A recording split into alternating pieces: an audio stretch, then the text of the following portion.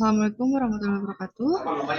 Kami dari kelompok 5 ingin memaparkan hasil anotasi putusan Pengadilan Negeri Gianyar dan anotasi putusan Pengadilan Negeri Bali.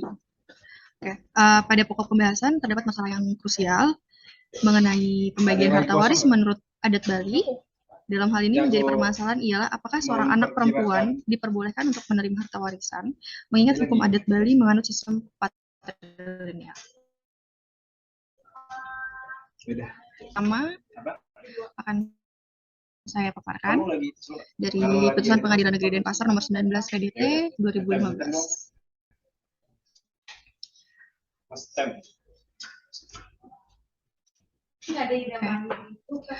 Di kasus posisi pertama ada penggugat dan tergugat dan para tergugat. Penggugatnya ada Iwayan Suarsana, penggugat 1, penggugat 2-nya ada Iwayan Marta, penggugat 3-nya ada Iputu Suardika. Tergugatnya ada Ninyo Menarti, Niwayan Sukra, dan Iketut Cangtop. Dan ada beberapa para tergugat juga. Lalu, bisa di next. Bahwa para tergugat, suami tergugat 2 yang bernama Iketut Suja, dan ayah turut tergugat 6 yang bernama Inyoman MK, adalah merupakan 5 bersaudara kandung, yang merupakan keturunan dari orang tua mereka yang bernama Isepel dan Nisepel. Dan kakek mereka adalah Imedek dan Nimedek. Serta kumpi mereka adalah Itangkil dan Nitangkil. Bahwa saudara sekandung para penggugat yang bernama Iketut Suja, semasa hidupnya memiliki beberapa bidang tanah. Antara lain ada sebidang tanah hak milik dengan luas 3.800 meter persegi sesuai dengan sertifikat nomor 239, dan ada sertifikat tanah hak milik dengan luas 4.334 meter persegi dengan sertifikat nomor 275, dan ada sebidang tanah hak milik dengan luas 870 meter persegi sesuai dengan sertifikat hak milik nomor 1140. Kemudian pada tanggal 9 Oktober 2009, Iketut Suja meninggal dunia karena sakit. Hal ini sesuai dengan surat keterangan nomor 1385 tahun 2014 tertanggal 11 bulan 11 2014 yang dikeluarkan oleh kantor Prebekel Desa Muncan. Bahwa setelah Iketut Suja meninggal dunia, tanah-tanah warisan almarhum Iketut Suja tersebut masih tetap berada dalam penguasaan tergugat 1 dan tergugat 2. Bahwa kemudian para penggugat mendapat informasi dan mengetahui kalau ketiga bidang tanah peninggalan almarhum Iketut Suja pada saat ini sudah dibalik namakan di kantor turut tergugat 4 dari nama Iketut Suja menjadi atas nama tergugat 1. Jadi next. Yang kedua adalah putusan hakim. Di sini bisa dilihat bahwa hakim mengabulkan gugatan para tergugat seluruhnya, menyatakan hukum bahwa tergugat 1 dan tergugat 2 bukan merupakan ahli waris dari almarhum Iketut Suja. Menyatakan hukum tindak tergugat 1 dan tergugat 2 melakukan proses balik nama terhadap 3 bidang tanah sengketa yang awalnya atas nama Iketut Suja menjadi atas nama tergugat 1 atas dasar waris adalah merupakan perbuatan melawan hukum. Menyatakan hukum bahwa proses balik nama sertifikat tanah sengketa dari nama Iketut Suja menjadi nama tergugat 1, Inyoman Narti, atas dasar warisan yang dilakukan di kantor turut tergugat 4 adalah tidak sah secara hukum sehingga tidak memiliki kekuatan hukum. Dan menyatakan hukum tindak tergugat 1 melakukan transaksi jual beli sebidang tanah sengketa sesuai dengan sertifikat hak milik adalah perbuatan melawan hukum. Di next.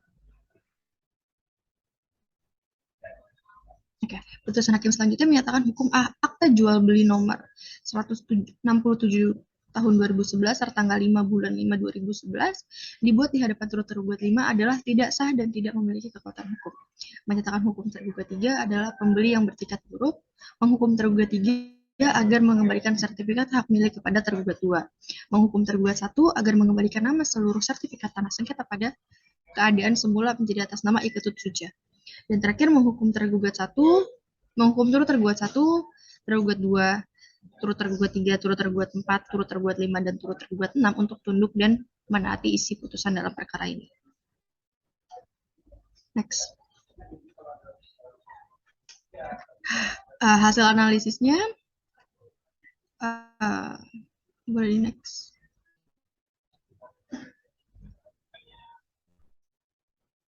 Oke.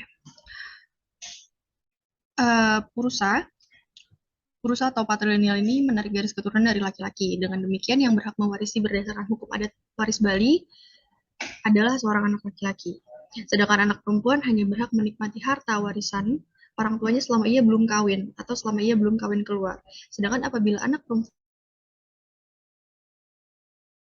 sudah kawin keluar, tersebut akan menjadi gugur.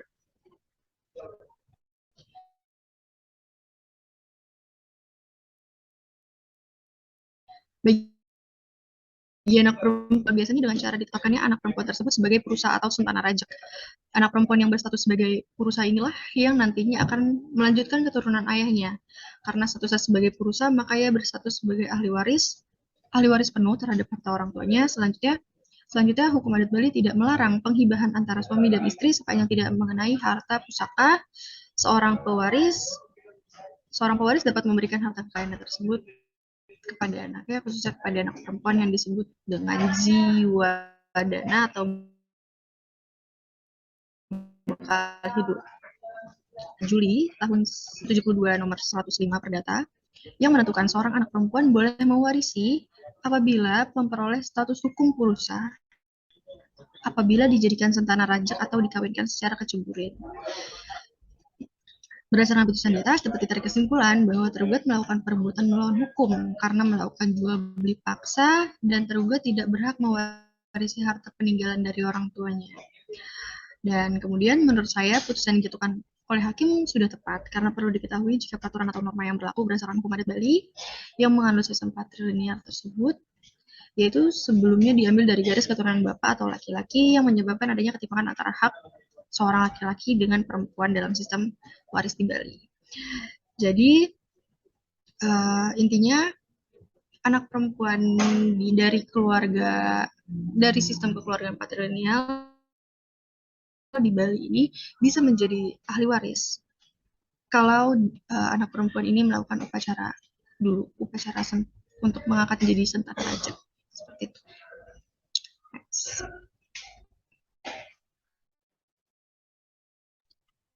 Selanjutnya putusan Pengadilan Negeri Gianyar nomor 134 garing PDT G garing 2016 garing PN Gin. Next.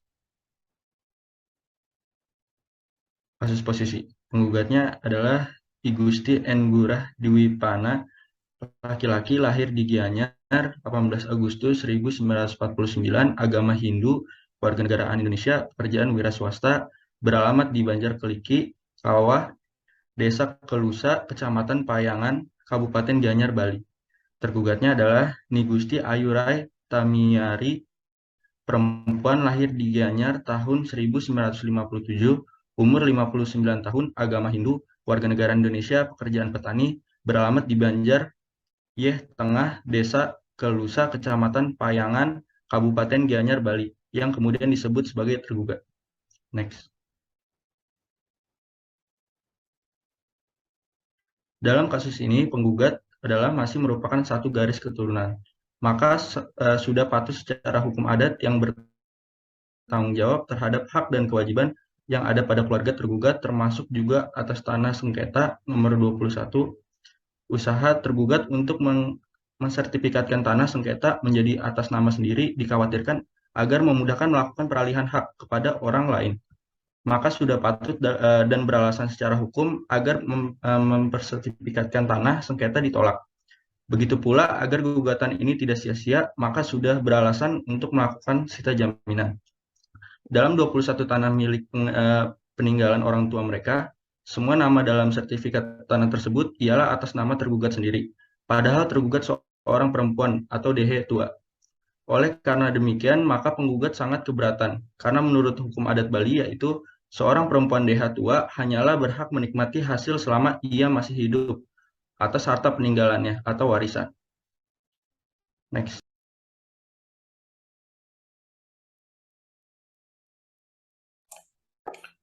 Bagaimana putusan hakim? Hasil putusan hakim menyatakan bahwa tergugat berhak atas seluruh peninggalan orang tuanya. Ni Gusti Ayurai Tamiari sebagai salah satu-satunya ahli waris kepurusa dari ayahnya, yaitu yang dalam hukum waris adat Bali disebut sentana rajek. Sedangkan hukum waris yang berlaku bagi orang Bali adalah hukum adat Bali yang mendasarkan pada sistem kekerabatan atau kekeluargaan kepurusa, yang di mana orang-orang yang dapat diperhitungkan sebagai ahli waris dalam garis pokok utama dan garis pokok pengganti adalah para laki-laki dan perempuan. Dalam keluarga yang bersangkutan, sepanjang tidak terputus haknya sebagai ahli waris, sedangkan Nih Gusti Ayurai Tamiari dianggap berhak mewaris karena hubungan kekerabatannya tidak pernah terputus atau belum pernah menikah. Maka dari itu, hakim memutuskan bahwa Nih Gusti Ayu Rai Tamiari berhak mewaris harta milik ayah kandungnya sendiri. Oke, selanjutnya ada analisis putusan nomor 134 garing PDT G garing 2016 garing PN GIN. Dari hasil analisisnya, masyarakat adat Bali menganut sistem kekerabatan patrilineal dan sistem kewarisan mayorat. Sistem kekerabatan patrilineal diambil dari garis keturunan bapak atau laki-laki yang menyebabkan adanya kejomplangan antara hak seorang laki-laki dengan perempuan dalam sistem waris di Bali. Laki-laki memiliki kedudukan yang tinggi dan sangat penting di dalam masyarakat Bali. Sistem kewarisan tersebut tidak terlepas dari aliran kitab Manawa Dharmastra yang merupakan salah satu kitab hukum bagi umat agama Hindu. Karena mayoritas orang Bali menganut agama Hindu. Pada intinya, ahli waris atau harta waris peninggalan akan diturunkan dan diteruskan untuk anak laki-laki. Masyarakat hukum adat Bali mengenal istilah kepurusa yang artinya anak laki-laki bersifat ajek, sedangkan anak perempuan berubah dikarenakan mengikuti pihak suami. Atas dasar tersebut, anak perempuan tidak diperhitungkan sebagai ahli waris. Selain itu, pewarisan tidak hanya berkaitan dengan pembagian harta waris, namun pewarisan sesungguhnya merupakan penerusan kewajiban dari pemberi waris. Anak laki-laki menjadi ahli waris atau sentana karena dianggap sebagai pihak yang meneruskan segala bentuk kewajiban seperti kewajiban kepada orang tua hingga masyarakat adat dan agama. Dengan adanya ketentuan ini, tidak berarti seorang anak perempuan tidak memiliki kewajiban. Anak perempuan tetap memiliki kewajiban, namun tidak seberat ditanggung oleh anak laki-laki, karena mereka juga berhak atas harta orang tuanya. Tetapi hanya untuk dinikmati. Jika ingin diberikan, tidak dilarang, hanya saja namanya bukan warisan, melainkan bekal atau bebakan atau tatadan. Namun dalam kasus ini status tergugat merupakan sentana rajek. Maka dari itu di Bali cenderung menggunakan garis keturunan ayah dan dalam hal garis kekerabatannya, atau disebut dengan sistem patrilineal sebagaimana pada umumnya di mana laki-laki yang memiliki kedudukan sebagai pemegang alih waris dalam keluarganya. Sistem patrilineal ini tidak jauh dari perdebatan dalam kehidupan masyarakat Hindu perihal kewenangan keturunan perempuan dan keturunan laki-laki di dalam pewarisan. Namun dengan adanya perubahan status yang membuat antara perempuan dan laki-laki dalam perkawinan atau lumrah disebut dengan sentana rejak. Sistem sentana rejak ini memberikan kedudukan yang lebih bagi perempuan dalam mengatur keputusan di keluarganya sendiri. Di keluarga besarnya, di Merajan dan keseluruhan baik di keluarga suaminya. Berdasarkan pada fenomena yang telah ditemukan tersebut, maka peneliti hendak menganalisis lebih mendalam fenomena tersebut dengan melakukan penelitian yang mengaji pelaksanaan perkawinan sentana rejek, yang artinya sentana rejek serta sentana peperasan memiliki hak yang sama dengan anak kandung pria terhadap harta peninggalan. Anak wanita serta janda tidaklah pakar waris. Namun apabila anak wanita tersebut tidak kawin, hingga dia berhak atas mendapatkan bagian harta orang tuanya selaku nafkah hidupnya, maka kesimpulannya tergugat berhak mewaris harta peninggalan dari orang tuanya. Hal ini dikarenakan pihak tergugat merupakan seorang anak yang memiliki sistem kekerabatan yang tidak terputus dengan orang tuanya atau belum menikah sampai saat ini. Maka dari itu, tergugat dianggap berhak menempati dan menguasai 21 sertifikat tanah tersebut. Oke. Jadi inti dari anotasi putusan yang pertama dan kedua ini, anak perempuan bisa menjadi ahli waris dari sistem kekerabatan patrilineal kalau ada upacara sebelumnya, itu upacara sempurna raja. Maka anak perempuan dari sistem kekeluargaan patrilineal di Bali ini bisa menjadi ahli waris. Dan perempuan di sistem hukum, perempuan di sistem kekerabatan patrilineal ini tetap bisa menjadi ahli waris kalau dia belum menikah. Maka seperti yang disebutkan tadi oleh rekan saya, anak perempuan serta janda tidaklah pakar waris, namun apabila anak perempuan tersebut tidak kawin atau dihatua, sehingga dia berhak atas mendapatkan bagian harta orang tuanya, selaku nafkah hidupnya, atau pengupah jiwa. Seperti itu. Hal ini dikarenakan, kenapa tergugat di kasus pengadilan Gianyar ini berhak. Hal ini dikarenakan pihak tergugat merupakan seorang anak yang memiliki sistem kekerabatan yang tidak terputus dengan orang tuanya atau belum menikah sampai saat ini. Maka dari itu tergugat dianggap berhak menepati dan menguasai 21 sertifikat tanah tersebut. Seperti itu. Terima kasih.